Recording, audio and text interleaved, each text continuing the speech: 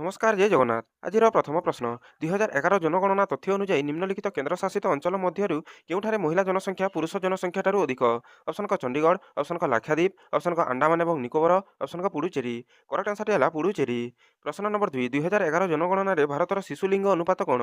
Option କ 1000 ପୁରୁଷ ପ୍ରତି 919 ମହିଳା, ଅପସନ୍ କ 1000 ପୁରୁଷ ପ୍ରତି 911 ମହିଳା, ଅପସନ୍ କ 1000 ପୁରୁଷ ପ୍ରତି 941 ମହିଳା, ଅପସନ୍ କ 1000 ପୁରୁଷ ପ୍ରତି 814 ମହିଳା। করেক্ট আনসারটি হল 1000 পুরুষ প্রতি 919 মহিলা।